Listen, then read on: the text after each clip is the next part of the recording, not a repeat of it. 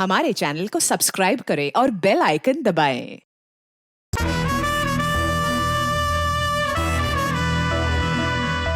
नमस्कार, मैं Ashutosh Rana crime petrol के इस नए अध्याय शातिर क्रिमिनल्स में आप सभी का हार्दिक स्वागत करता हूं। पितृसत्ता समाज में महिलाओं को सभ्यता और संस्कृति के नाम पर पुरुषों के द्वारा नियंत्रित किए जाने की व्यवस्था है और ये पितृसत्ता सिर्फ हमारे ही देश में नहीं है बल्कि पूरे विश्व के कई सारे देशों में मौजूद है। एक तरफ सबसे मॉडर्न और शक्तिशाली देशों की महिलाएं पुरुषों से बराबरी के लिए लड़ रही हैं, वहीं दूसरी तरफ दुनिया के सबसे पिछड़ी सोच वाले मुल्कों में बराबरी तो छोड़िए, महिलाएं रोजमर्रा के कामों तक के लिए अपनी जान गंवा रही हैं। भारतीय समाज में पितृसत्ता का एक अलग ही रूप देखने को मिलता है, जहां ज्यादातर परिवारों में महिलाओं ने पितृसत्ता को खुद ही अपने कंधे पर उठा के रखा हुआ है। फिर भी औरतें यहाँ अपने अधिकारों के लिए लड़ रही हैं और अगर ऐसे में कोई महिला खुद ही पितृसत्ता की पोषक बन जाए तब क्या होगा? अजिंक्य, कितना प्यार करते हो तुम मुझसे? प्यार? इतना प्यार कि तुम्हारे लिए अपनी जान दे भी सकता हूं और किसी और की ले भी सकता हूं। सच? झूठ नहीं बोलता मैं कभी भी, समझी? तुम मुझसे शादी क्यों नहीं कर लेते?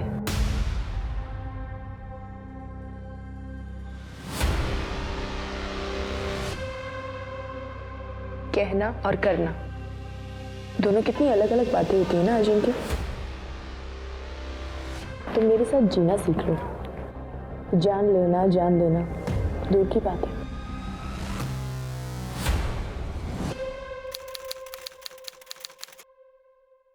अरे रुको रुको, क्या दादा, वहनी को घर ला रहे हो और जेब भी ना हल्की करनी पड़े? ये तो नहीं चलेगा। अरे बिना टोल टैक्स तो गवर्नमेंट भी जिले में घुसने नहीं देती। यहाँ तो आप वहनी को घर ला रहे हो।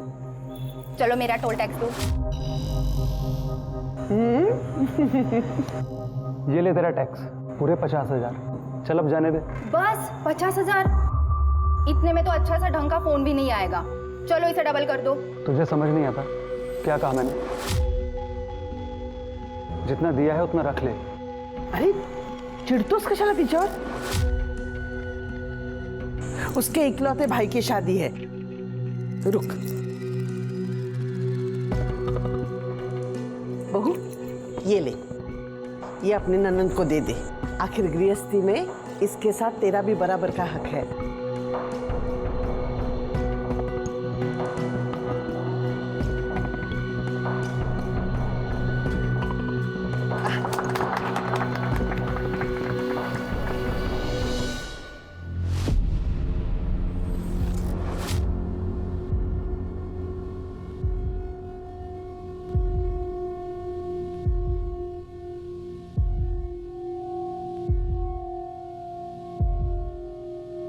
तुम्हें कोई प्रॉब्लम तो नहीं है ना?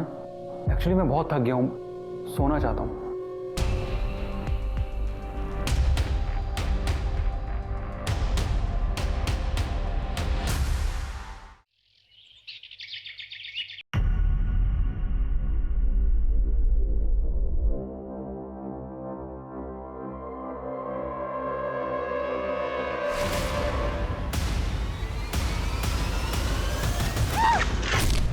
अरे मैडम, ठीक हो आप? मैडम, अरे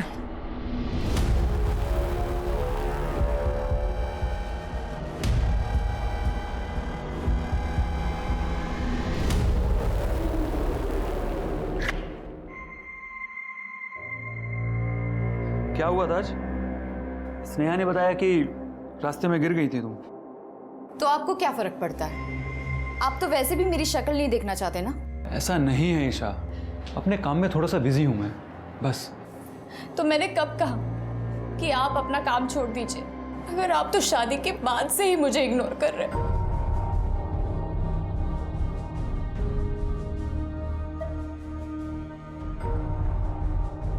ईशा, थोड़ा सा टाइम दो मुझे, कुछ प्रॉब्लम्स है मेरी, एक बार उन्हें सॉर्ट आउट कर लूं। अजिंक्य, मुझ में कुछ कमी है क्या? पसंद नहीं हूं मैं आपको? ऐसा नहीं है,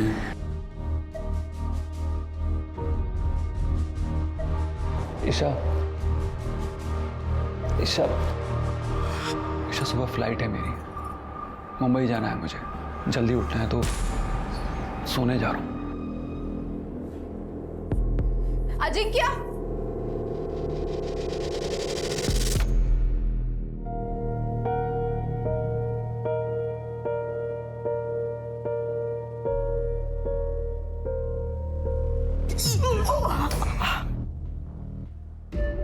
देख नहीं कर सकती? अब कर रही है तू? सकाळी का नाही केलंस? मैम वो सर के लिए नाश्ता बना रही थी तो देर हो गई। जा चहा घेऊन ये। काय झालं आई? सुबह सुबह शुरू हो गई? अभी तो पूरा दिन है लोगों को कोसने के लिए। चुप। अरे क्या बात है वहीनी?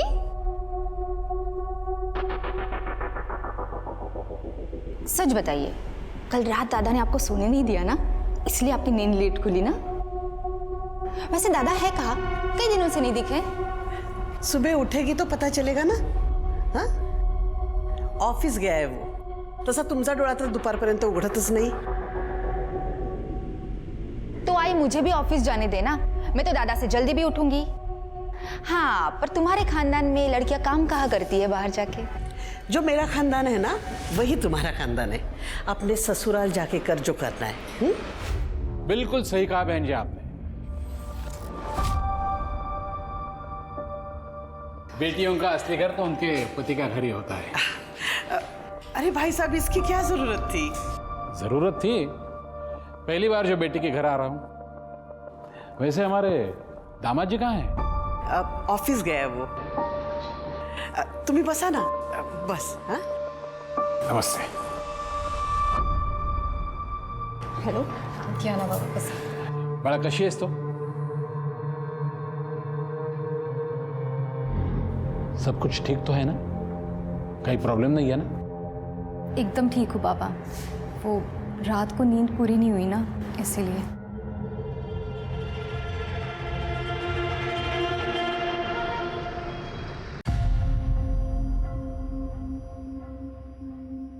भाई क्या है ये खरोड़ गांव की जमीन खरीदने से मैंने आपको मना किया था, फिर क्यों खरीदी आपने? अमित ने अपने सोर्सेज से कंफर्म कर लिया है। वहां गवर्नमेंट का बहुत बड़ा पावर प्लांट लगने वाला है। जमीनों के दाम बढ़ने वाले हैं। ये अमित, इसकी बात पर आपको मुझसे ज्यादा भरोसा है। इसको तो मैं अभी छोड़।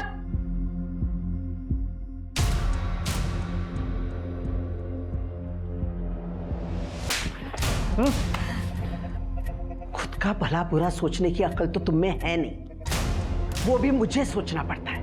मेरा जितना भला आपको करना था ना, अब कर चुके हो। अब कम से कम मुझे अपने मन की कर लेने दो। करो। किसने रोका है? अरे आपने रोका है, और किसने रोका है मुझे? क्या? देखो बेटा, ये प्रॉपर्टी, ये घर, ये सब तुम्हारा ही तो है। लेकिन पहले खुद को साबित कर। खुद को साबित करते करते ना मैं थक गया हूं। लेकिन अब भी आपको मुझसे ज्यादा अगर दूसरों पर भरोसा है ना, जस्ट लीव इट। हट।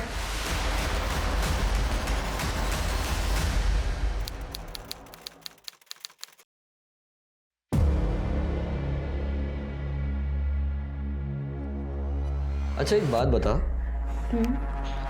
ये तेरा भाई है, अगर ये वापस ही नहीं आया तो तेरी तो मौज ही मौज, सारी प्रॉपर्टी तेरी। कुछ भी बोलते हो यार। आई मुझे ऑफिस तक जाने नहीं देती, प्रॉपर्टी क्या खाक देगी? और वैसे भी भाभी है ना, भैया की बात प्रॉपर्टी तो भाभी को ही मिलेगी। चलो भाभी को आधी प्रॉपर्टी मिल गई, बाकी बची हुई प्रॉपर्टी तो तेरी हुई। 1 रुपया नहीं मिलेगा मुझे आसानी से, कुछ तो करना पड़ेगा उसके लिए।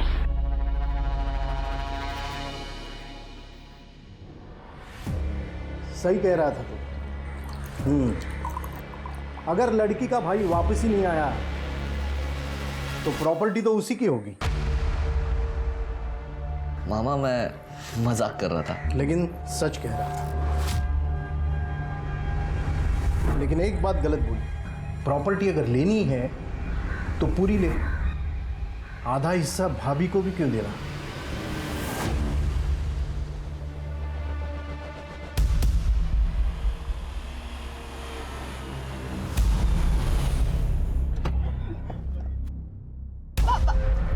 मामा, डोंट वरी। अजिंक्य का नंबर दे, उसको ट्रैक करेंगे, उसका लोकेशन पता चल जाएगा। अब अरे सर इसकी कोई जरूरत नहीं, मैंने कहा ना आपसे अजिंक्य वापस आ जाएगा।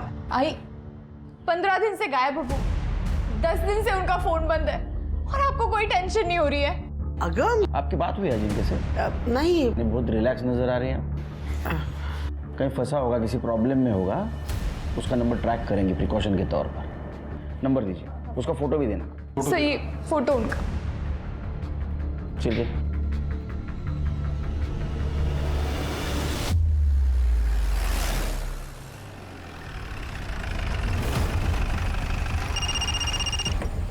हेलो, हाँ सर। सर हम लोग पिंपरी में हैं। यहाँ अजिंक्य का एक बंगलो है सर, और उसके फ़ोन की लास्ट लोकेशन भी यहीं की दिखा रही है। मैं देखता हूँ अभी। Okay sir.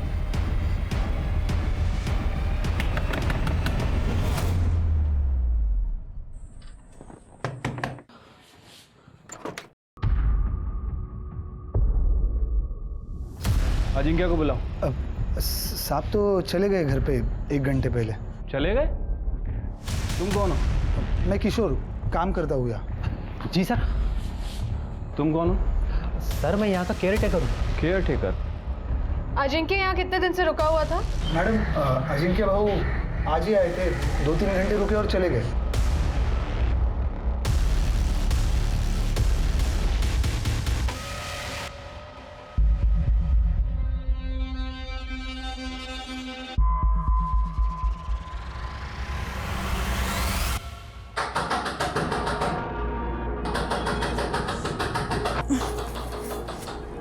अजिंक्य कहाँ चले गए थे आप? मैं कितना डर गई थी। Thank God. कहाँ चला गया था मैं? यही तो था। अरे कौन है? क्यों दरवाजा ठोक रहे हो? आ तो रहा हूं। क्या हुआ? दादा बाहर पुलिस आ गया था। सर मैंने आपको पहले ही कहा था, मेरा बेटा घूमने गया है, गायब नहीं हुआ। ये तो मेरी बहू फालतू में घबरा गई। अजिंक्य इसके बाद में जब बाहर घूमने जाओगे तो घर पे इन्फॉर्म करना। चलो थैंक यू। सीरियसली सर, तुमने ये पुलिस को इन्फॉर्म कर दिया? लेकिन आप गायब थे, आपका फोन भी नहीं लग रहा था। मैं बहुत डर गई थी। बच्चा नहीं हूं मैं, अपना ख्याल खुद रख सकता हूं। और आइंदा से अगर तुमने मेरे किसी भी मामले में दखल देने की कोशिश की तो मैं तुम्हारा। बस बेटा, तुम अपने कमरे में जाओ।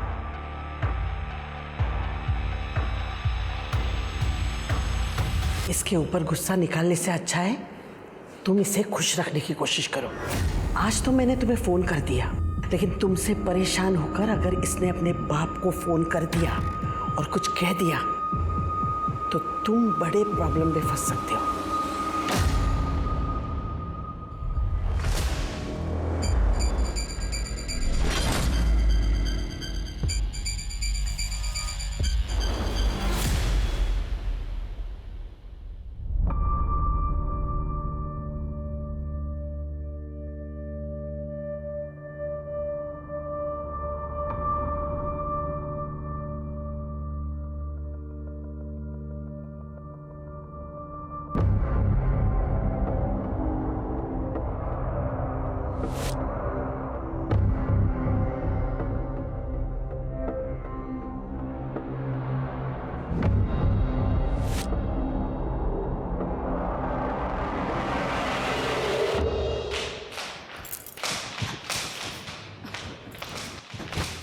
आई, क्या हुआ बेटा, इतनी परेशान क्यों है? आई वो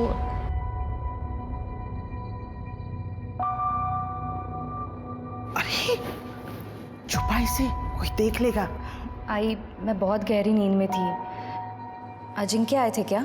ऐसी कैसी नींद है तुम्हारी कि पता ही नहीं चला? अगर अजिंक्य नहीं आता तो ये कौन करता? वेड़ी कुटली।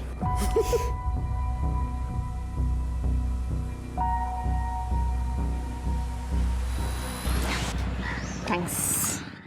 तेरे भाई का भी बढ़िया है, अपनी मर्जी से आता है, अपनी मर्जी से जाता है। पता नहीं तेरी भाभी कैसे झेल रही है उसे।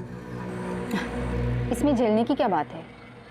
घर में किसी चीज की कमी थोड़ी ना है। एग्जैक्टली, घर में किसी चीज की कमी थोड़ी ना है। करोड़ों की प्रॉपर्टी अलग से। अगर ये सब नहीं होता ना तो कब का छोड़ के भाग गई होती तेरी भाभी तेरे भाई को। ऐसा कुछ नहीं है, वहीनी बहुत खुश है दादा के साथ। ये खुशी ना सिर्फ दिखावा है, चाहे तो देख लेना। अगर कल को तेरी ये भाभी तेरी दूसरी आई बन के तेरे सर पे ना बैठी ना, तो बताना मुझे।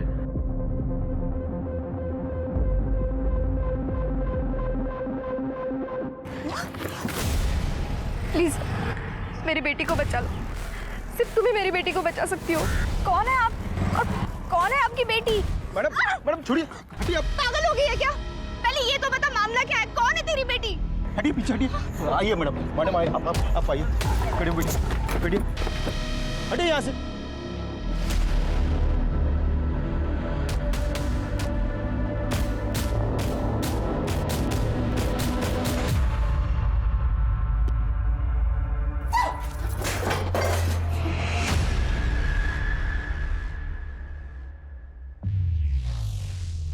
कौन है तुम?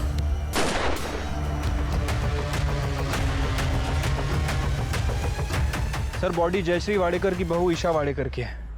3 गोलियां मारी गई हैं सर। ये अपने पास आए थे ना पति की मिसिंग कंप्लेंट लिखवाने? हाँ सर, अजिंक्य वाडेकर। इतने बड़े खानदान की बहू कोथरूड में जंगल में इतने दूर क्या करने आई थी? बॉडी को पोस्टमार्टम के लिए भेज दो, उसके फैमिली मेंबर्स को बताओ। Okay sir. ईशा ईशा बाला, बहू रानी क्या हुआ? क्या करने आई होगा? पहले तो मेरी बच्ची को मार दिया, अब झूठे आंसू बहाती हो। भाई साहब क्या बोल? बात तेरी तो मैं। सर ईशा पिछले 5 दिन से मेरे घर पर ही थी, क्योंकि अजिंक्य फिर से कहीं चला गया है 10 दिन पहले। फिर से? सर मैंने आपको पहले ही बताया था कि अजिंक्य ट्रैवल का शौकीन है, और इस बार तो वो बता के भी है, और ईशा इस बारे में जानती थी। ईशा कोथरूड क्यों गई थी? सर उसे किसी का फोन आया था कि अजिंक्य घर वापस आ गया करके। वो मगरपट्टा जाने के लिए निकली थी, लेकिन कोथरूड क्यों गई मुझे कुछ नहीं पता सर। अजिंक्य घर आया ही नहीं था तो ईशा को फोन करके क्यों कहेगा? सर मैंने बहुत बड़ी गलती की है। ईशा की शादी अजिंक्य के साथ करके अजिंक्य के घर वालों ने मारा है ईशा को। ईशा ने कभी कंप्लेंट की थी ससुराल वालों के खिलाफ?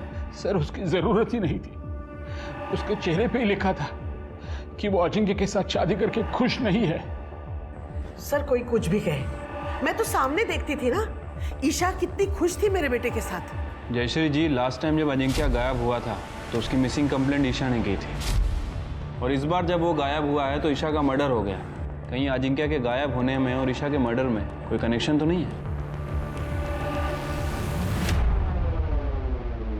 सर ईशा को .09 बोर की पिस्टल से 3 फायर किए गए थे, और तीनों के तीनों फायर पॉइंट ब्लैंक की रेंज से किए हैं। एक गोली से भी मर सकती थी वो, 3 गोलियां मारने की क्या जरूरत थी? सर हो सकता है खुन्नस, या ये भी हो सकता है कि कातिल रिस्क ना लेना चाहता हो कि ईशा किसी भी हाल में जिंदा बचे। अच्छा, ईशा की सीडीआर रिपोर्ट में क्या मिला?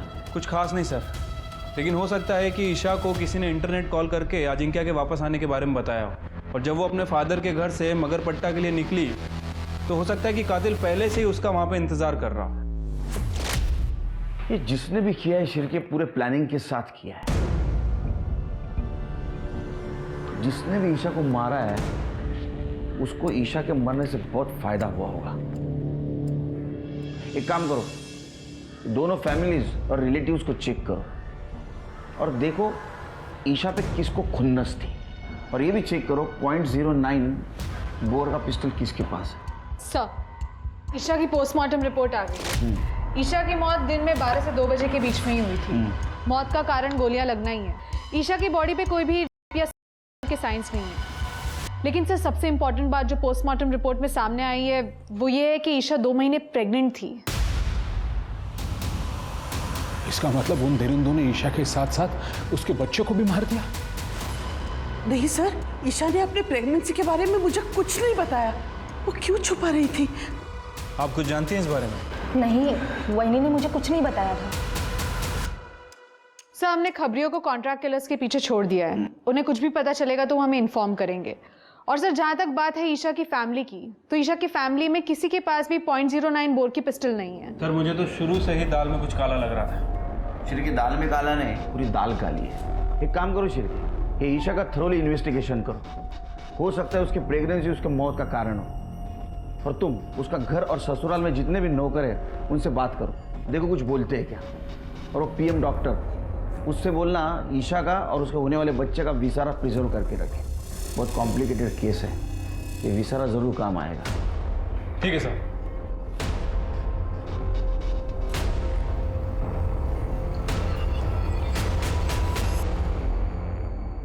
सर, वाडेकर फैमिली के बारे में एक इंटरेस्टिंग बात पता चली है। सर, लगभग 20 साल पहले जयश्री वाडेकर के पति प्रभात वाडेकर की गोली मारकर हत्या कर दी गई थी। और सर, हत्या के बाद जयश्री ने गांव की पूरी जमीन बेच के पुणे शहर में जमीन खरीदी। और आज जयश्री का जो बिजनेस एम्पायर है वो पुणे की जमीन के बढ़ते रेट की वजह से है। इसका मतलब 20 साल पहले पति की हत्या और अभी बहू की हत्या। इतना ही नहीं सर, अजिंक्य और उसकी फैमिली जितना अपने आप को दूध का दूल्हा बता रहे हैं, शायद वो उतना दूध के दूल्हे है नहीं सर। मतलब सर, करीब 3 महीने पहले जवार थाने में एक लड़की सुनिधि तांबे को किडनैप करने की एनसी फाइल की गई थी अजिंक्य के अगेंस्ट। पुलिस इस केस को इन्वेस्टिगेट करना शुरू भी करे उसके पहले ही एनसी वापस ले ली गई। किसने एनसी की? सुनिधि तांबे की माँ रजनी ने। वो अजिंक्य हमारे पास जमीन खरीदने आया था, पर जमीन खरीदते खरीदते उसने मेरी बच्ची को अपने प्यार के जाल में फंसा लिया सर। तो मुझसे शादी क्यों नहीं कर लेते? और जब उसका मन भर गया तो किसी और से शादी कर ली उस अजिंक्य ने। मेरी बेटी को वहीं पे छोड़ देता तो चल जाता, पर नहीं, पैसे और अपनी ताकत के दम पर वो मेरी बेटी को उठा के लेके गया। अजिंक्य छोड़ मेरी बेटी। लेकिन आपने तो एनसी फाइल की थी ना। अगर आप उस कंप्लेन को वापस नहीं लेती तो पुलिस उस केस को इन्वेस्टिगेट करती। वो अजिंक्य मुझे और मेरी बेटी को मारने की धमकियां दे रहा था। वो तो मेरी बेटी ने मेरी खातिर बोला कि वो कंप्लेंट वापस ले ले। सुनिधि को बुलाइए, हमें उससे बात करनी है। ती घरात कुठे है? वो अजिंक्य के पास ही है अभी तक। क्या? एड्रेस दीजिए उसका। शहर के बाद जो पिंपरी है ना, वहाँ पे उसका बंगला है। मेरी बेटी वही है। पिंपरी में? हाँ सर, यही मैडम तो थी जो अजिंक्य साहब के साथ रहती थी यहीं पर, मगर 8-10 दिन पहले साहब के साथ यहाँ तक चली गई। ये मैडम को कभी देख के ऐसा लगा कि वो अजिंक्य के साथ जबरदस्ती रह रही है? नहीं सर, ऐसा तो ज़बरदस्ती मुझे कुछ नहीं लगा। दोनों पार्क में साथ में बैठते थे, सुबह शाम घूमने जाया करते थे, कभी कभी बाहर भी जाते थे। Are you sure इन दोनों के बीच में कभी कोई गड़बड़ नहीं थी? नहीं मैडम, दोनों के बीच में तो कुछ गड़बड़ नहीं थी, लेकिन एक दूसरी मैडम आई थी साहब के यहाँ से जाने के एक दिन पहले, तब दोनों में बहुत झगड़ा हुआ था। क्या वो औरत ये थी? हाँ यही थी। निकल, चल यहाँ से। निकल से। मैं पुलिस में जाऊंगी। अरे हाँ, तेरे को जहाँ जाना है जा, डरता नहीं हूँ मैं किसी से। सर, बंगलो के केयरटेकर रमेश ने जो बताया था, सर इसे देखकर तो ऐसा ही लग रहा है कि सुनिधि अपनी मर्जी से अजिंक्य के साथ रह रही थी। सर, ऐसा भी हो सकता है कि इन दोनों को साथ में रहना हो, इसलिए दोनों ने किडनैपिंग का नाटक किया हो। लेकिन जब सुनिधि की माँ रजनी ने पुलिस में कंप्लेंट फाइल की तो जान का खतरा बताकर सुनिधि ने अपनी माँ के पास से कंप्लेंट वापस करवा ली। सर, ये दूसरा वीडियो। पॉसिबिलिटी है, क्योंकि ईशा अजिंक्य से लड़ने गई थी और उसने उसको पुलिस की धमकी दे दी, और नेक्स्ट डे अजिंक्य और सुनिधि दोनों गायब हो गए, और अब ईशा को रास्ते से हटा दिया। लेकिन शिरके, इतना सब उसके लाइफ में मैटर चल रहा था कि जयश्री जी को पता नहीं था। सर, ये बात तो ईशा के फादर को भी नहीं पता थी। क्या झगड़े के वक्त से ही अपने फादर के साथ रह रही थी। ना तो उसने प्रेगनेंसी की बात अपने फादर को बताई और ना ही सुनिधि के बारे में। और सबसे इम्पोर्टेंट बात, ये बंगला और अजिंक्य और सुनिधि के बारे में ईशा को बताया किसने? सर, इस बारे में मैंने जयश्री जी से बात की थी। सर, सुनिधि के साथ मेरे बेटे ने अपना रिश्ता कब का खत्म कर लिया था, और अब आप कह रहे हैं कि मेरे बेटे ने सुनिधि को जबरदस्ती अपने साथ रखा था। मेरे लिए तो पेपर्स ओके हैं, एक बार क्रॉस चेक करवा के डॉक्यूमेंटेशन के लिए भेज दो। Okay ma'am. बेटा जी मैडम ने पेपर भेजे डॉक्यूमेंटेशन से पहले देखने के लिए। आपने देख लिया ना? हाँ ओके। तो भेज दीजिए डॉक्यूमेंटेशन के लिए। मैं आप पे कैसे डाउट कर सकती हूँ? आखिर हमें ही तो एक दूसरे का ख्याल रखना है। वाडेकर परिवार में शक्ति का केंद्र बदल चुका था। हर बार अजिंक्य की वापसी का भरोसा रखने वाली जयश्री ने इस बार अजिंक्य की वापसी का इंतजार ना करके अपने स्वाभाविक उत्तराधिकारी के तौर पर स्नेहा को चुन लिया था, जबकि वो हमेशा लड़कियों के काम करने के खिलाफ रही थी। क्या उसे कुछ ऐसा पता था जो अपने उत्तराधिकारी का चुनाव करना उसकी मजबूरी बन गई थी?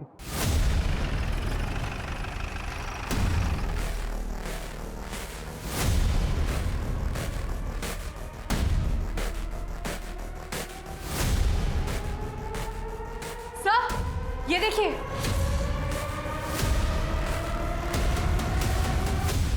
क्यों मारा ईशा, क्यों मारा? सर मैं क्यों मारूंगा ईशा को? सर मेरा तो उससे कुछ लेना देना ही नहीं है। सर मैं सुनिधि से प्यार करता हूँ, उसके साथ रहना चाहता हूँ। अच्छा, तो सुनिधि के साथ तू रहना चाहता था इसलिए सुनिधि को किडनैप कर लिया? सर करना पड़ा मुझे किडनैप। ईशा की वजह से सुनिधि को लगता था कि मैंने उसे धोखा दिया है। सर पर कुछ दिन हम लोग साथ में रहते तो सब कुछ नॉर्मल हो जाता हमारे बीच में। अजिंक्य बहुत सनकी था सर। अगर मैं उसके साथ कोऑपरेट नहीं करती तो वो मुझे और मेरी आई हम दोनों को जान से मार देता। मेरे पास कोई और ऑप्शन नहीं था उसकी बात मानने के सिवा। तू सुनिधि को इतना प्यार करता था तो ईशा के साथ शादी क्यों की? आई की वजह से सर। आई चाहती थी कि हमारी स्टेटस वाली बहू हमारे घर में है। उन्होंने मजबूर किया मुझे ईशा से शादी करने के लिए। सर मैंने तो उम्मीद ही छोड़ दी थी कि अजिंक्य मुझे कभी जाने भी देगा, लेकिन कुछ दिन पहले उसकी बीवी ईशा बंगलों पर आ गई थी।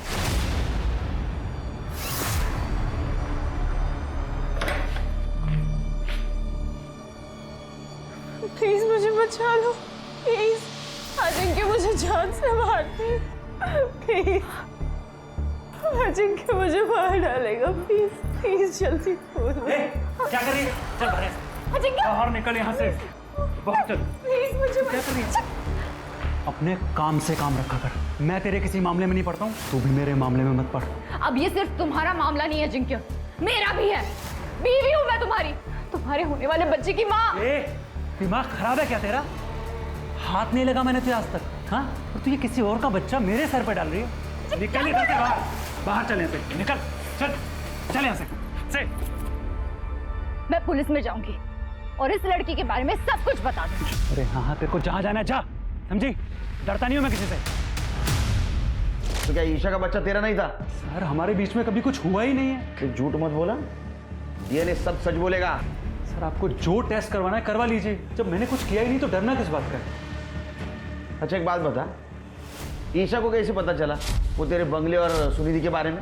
सर मैं खुद नहीं जानता, मुझे नहीं पता है।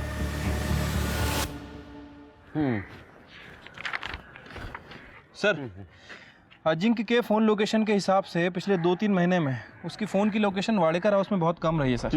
ये देखिए, कभी एक दिन, कभी आधा दिन।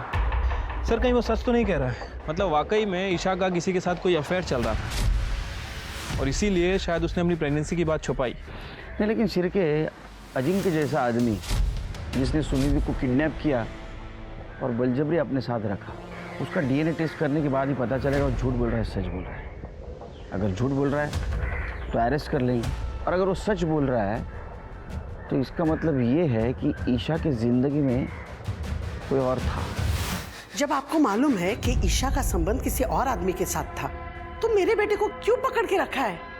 उसे बेवजह जयश्री जी शायद अब ये भूल रही है कि आपके बेटे के खिलाफ किडनैपिंग और रेप के चार्जेस है। सर ऐसे चार्ज तो 50-60 हजार में वापस लिए जाते हैं, और ये काम है सुनिधि जैसे लड़कियों का, जो हम जैसे अमीर खानदान के लड़कों को फंसा के ये सब पैसा वसूल करती है। देखिए जयश्री जी, जी हाँ जी। आप कहाँ से आ रही है? ऑफिस से। सब दादा के नहीं रहने पर किसी को तो काम संभालना पड़ेगा ना। अब आई अकेले तो सब कुछ नहीं संभाल सकती। लेकिन आपकी दादा भी जिंदा है और आपके वहिनी का मर्डर हुआ है। आप कहना क्या चाहते हैं सर? कहना नहीं, पूछना चाहता हूँ। आपके वहिनी के अफेयर के बारे में कुछ पता है आपको? नहीं, मुझे इसके बारे में कुछ नहीं पता। शिरके, मुझे डाउट आ रहा है इन लोगों पर, घुमा रहे हैं हमें। एक काम करो, ये ईशा के कांटेक्ट में जितने भी मर्द है सबका डीएनए टेस्ट करवा और शुरुआत इस घर के नौकरों से करो। ठीक है सर।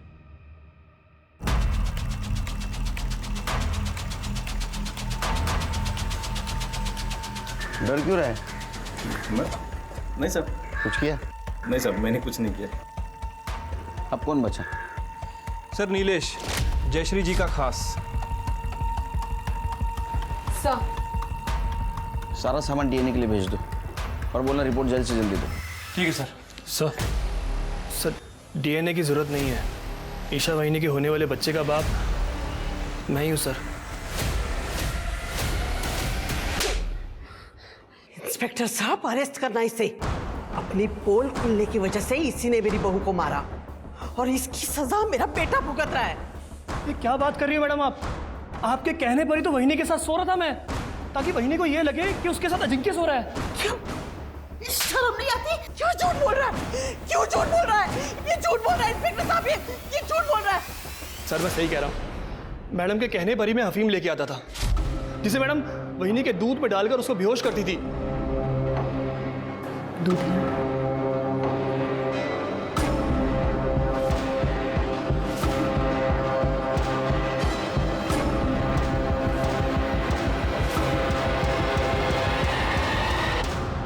सर ये झूठ बोल रहा है, ये झूठ बोल रहा है।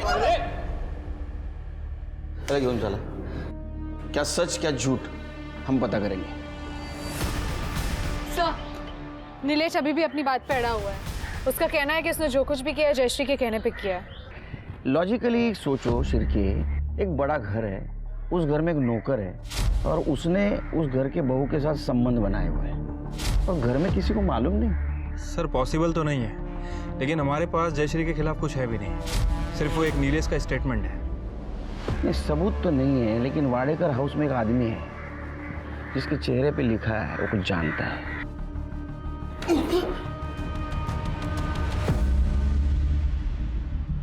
देखो, कुत्ता कितना भी वफादार क्यों न हो, वो पागल हो जाता है ना तो मालिक उसको गोली मार देता है। मेरा इन सब से कुछ लेना देना नहीं है साहब। ये तेरी शक्ल तो कुछ अलग बोल रही है रे, कुछ जानता है। देख अभी बता दे, टाइम है तेरे पास, वरना मेरा हाथ घूमना शुरू हो गया ना तो घड़ी का कांटा घूमना बंद हो जाता है। साहब वो बुढ़िया सुनिधि की अम्मा, उसने वहिनी के ऊपर हमला किया था। मैडम छोड़िए। पहले क्यों नहीं बताया रे? साहब अगर मैंने पहले बता दिया होता तो मुझे मैडम के बारे में भी बताना पड़ता। वो वहिनी ने बताया था मैडम को वो बुढ़िया के हमले के बारे में। कोई भी ऐरी गहरी औरत रास्ते में तुम्हें मिलके कुछ भी कह दे और तुम घर पे आके झगड़ा करोगे? परनाई, रोड पे कितने सारे लोग थे, उसने किसी से कुछ नहीं बोला, सिर्फ मुझे ही क्यों कहा कि मेरे पति से उसकी बेटी को बचाओ। मुझे कैसे पता चलेगा? नहीं सर, ईशा ने मुझे उस औरत का फोटो नहीं दिखाया था, तो मैं कैसे पहचानती कि वो सुनिधि की माँ है? और दूसरी बात, अजिंक्य के बताए हुए धोखे में मैं थी कि उसका सुनिधि के साथ रिश्ता खत्म हुआ। फिर मैं कैसे गेस करती कि ये क्या मामला है? अगर अजिंक्य ने वाकई तुम्हारी बेटी की जिंदगी बर्बाद की थी तो इसमें ईशा की क्या गलती थी? उस ईशा के साथ शादी करने के बाद अजिंक्य ने मेरी बेटी को दूसरी औरत का दर्जा दिया था, जो मैं कभी भी बर्दाश्त नहीं कर सकती थी मैडम। इसीलिए मैंने ईशा को मारने की कोशिश की थी।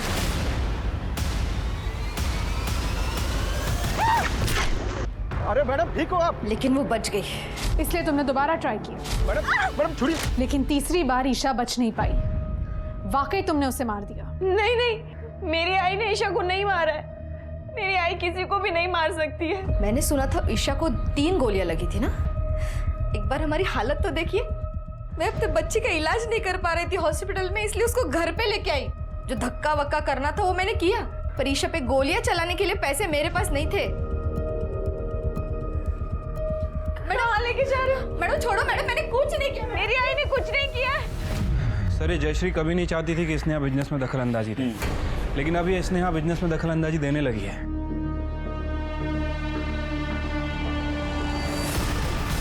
और एक और बात सर, स्नेहा का एक बॉयफ्रेंड है राजन, और राजन का मामा है प्रकाश। पिछले दिनों इन दोनों को अजिंक्या के पिंपरी वाले बंगले पे चक्कर लगाते हुए देखा गया है। केयरटेकर रमेश ने इन दोनों को पहचाना है सर। दोनों अंदर बैठे हैं। देख अब सच बोल, नहीं तो सच बोल, पट्टे से ऐसा मारूंगा ना जिंदगी भर याद रखेगा। बोल। सर स्नेहा के बोलने पे सर हम लोगों ने अजिंक्य का पीछा किया था सर, तभी उसके बंगले तक पहुंचे सर। स्नेहा जी, आपके दादा का पीछा आप आपके बॉयफ्रेंड से क्यों करवा रही थी? सर आई बहुत पुराने ख्यालात की है। लड़की होने की वजह से ना मुझे बिजनेस में हिस्सा मिलता और ना ही प्रॉपर्टी में, पर मुझे इससे कोई प्रॉब्लम नहीं थी। पर मेरे बॉयफ्रेंड राजन ने ये सारी बातें मेरे दिमाग में भर दी। ये तेरा भाई है, अगर ये वापस ही नहीं आया तो तेरी तो मौज ही मौज, सारी प्रॉपर्टी तेरी।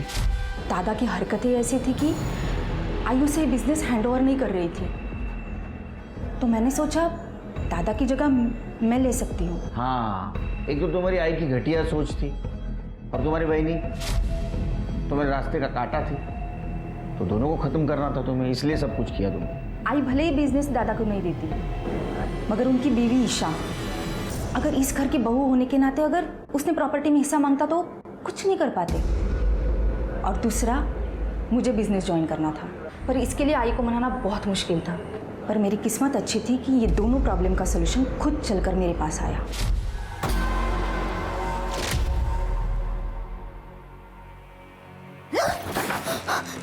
ये क्या कर रहे हैं आप? डर क्यों रही है? हाँ? नहीं, मुझे पता है तेरा पति अजिंक्य तुझे खुश नहीं रख पाता।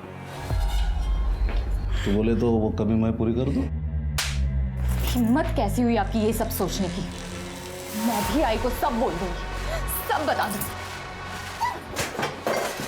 तो वैसे भी तो किसी से भी ये बात कहेगी ना, तेरी बात कोई नहीं मानेगा। लेकिन अगर मैं आई को बताऊंगी ना तो वो जरूर मानेगी।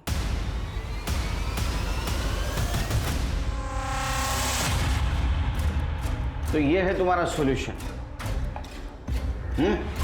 सर, आई अमित अंकल पर खुद से भी ज्यादा भरोसा करती थी और इनकी गर्दन मेरे हाथ में थी, इसलिए मैंने इनको ब्लैकमेल किया ताकि वो आई को मनाए मेरी तरफ से बिजनेस ज्वाइन करने के लिए। तूने ईशा को इसलिए मरवाया ताकि तेरे करतूतों के बारे में जयश्री को पता ना चले, और तूने इसको इसलिए हेल्प की ताकि सारी प्रॉपर्टी तेरे नाम पे हो जाए। नहीं सर, मैं ब्लैकमेल कर सकती हूँ लेकिन किसी का खून नहीं। मैंने वही को रास्ते से हटाने के लिए उनके साथ माइंड गेम खेला था। इतनी अच्छी जिंदगी है आपकी, क्यों बर्बाद कर रही हो उसे? छोड़ दो ना दादा को। वेडिया है इसका तू, शादी हो चुकी है मेरी। जिसकी कोई वैल्यू ही नहीं है उनको। मैंने वहीनी को दादा और सुनिधि के बारे में सब कुछ बताया था, पर उन्होंने मुझसे सबूत मांगे अपनी बात साबित करने के लिए। इसलिए मैंने राजन से कहकर दादा का पीछा करवाया और सुनिधि का एड्रेस निकाला और भाभी को दे दिया। वहीनी ने अपनी आंखों से सारी सच्चाई देखी थी, मगर किसी से कुछ नहीं कहा, और अगर मैं किसी से कुछ कहती तो दादा ही मुझे जान से मार देते, इसलिए मैं भी चुप बैठी। स्नेहा भी यही बात रिपीट कर रही थी और मुझे भी ये बात परेशान कर रही थी। अगर उस दिन ईशा ने अजिंक्य और सुनिधि का झगड़ा देखा तो उसने किसी को बताया क्यों नहीं? झगड़ा कितनी तारीख को हुआ था? सर 5 तारीख को। तुरंत 5 तारीख का ईशा का मोबाइल लोकेशन और कॉल डिटेल्स निकालो और देखो वो कहाँ गई थी, किससे बात की, किससे मिली, सब डिटेल्स निकालो। सर। अरे नीलेश और अजिंक्य, उनके डीएनए रिपोर्ट का क्या हुआ? Sir we on it. Good. Sir, Prabhat Wadekar याद है? हाँ, जयश्री का पति। सर ये उसी की केस फाइल है।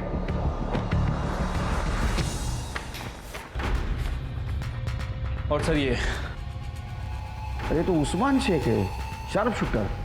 ये तो जेल में बंद था। हाँ सर, ये 2 महीने पहले ही जेल से बाहर आया है। और सर इसका प्रकाश वाडेकर के मर्डर में बहुत ही तगड़ा लिंक है सर। प्रभात वाडेकर की मौत .09 बोर की पिस्टल से हुई थी। इसके ऊपर पुलिस केस भी हुआ था, कोर्ट में पेशी भी हुई, लेकिन इसके खिलाफ कोई सबूत नहीं मिला, इसलिए इसे रिहा कर दिया गया। ईशा का मर्डर हुआ उस दिन इसके फोन की लोकेशन 12 बजे से 1 बजे के बीच कोथरूड की है। Shirke good work. कम से कम एक सिरा तो मिला। इस सिरे को पकड़ के हम किनारे तक पहुंचते हैं।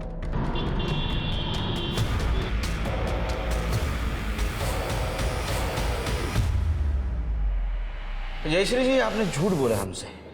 नंबर 1, नीलेश आपके लिए काम नहीं करता, और नंबर 2, ईशा के प्रेगनेंसी के बारे में आपको पता नहीं था। फिर तो बकवास कर रहे हैं आप। आपने झूठ बोला, इसका सबूत है हमारे पास। किरण, बता इनको क्या देखा था उस दिन। डरो मत। मैंने तुम्हें अपने बहू के साथ सिर्फ सोने के लिए कहा था ताकि वो अजिंक्य के धोखे में रहे। तुमने उससे प्रेग्नेंट कर दिया, इडियट। गलती होगी मैडम।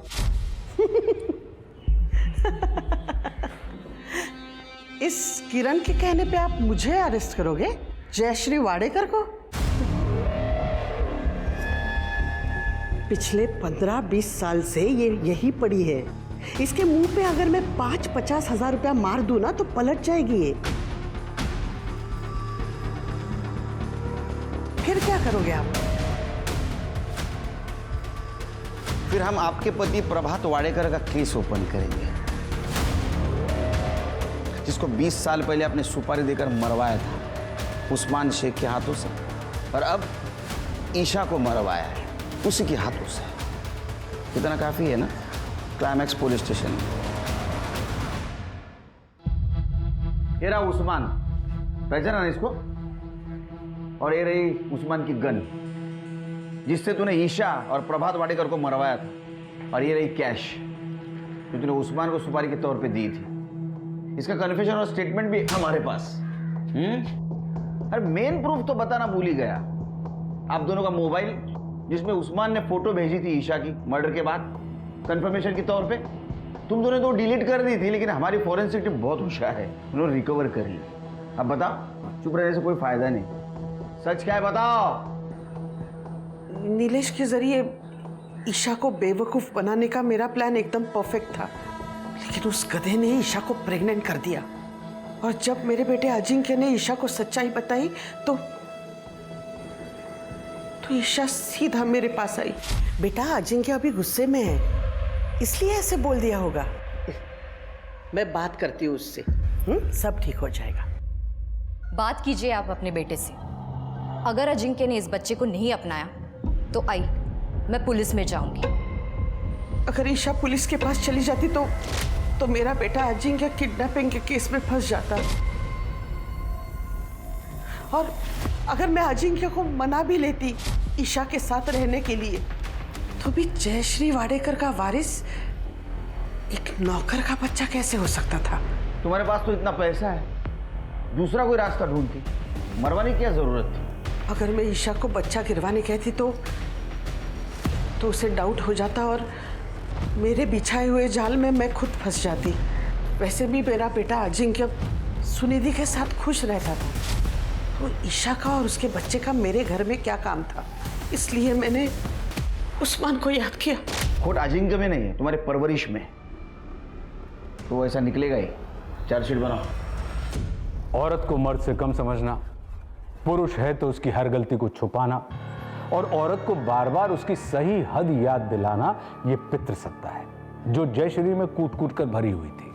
अजिंक्य उसके घर का चिराग था, जबकि स्नेहा पराये घर की अमानत।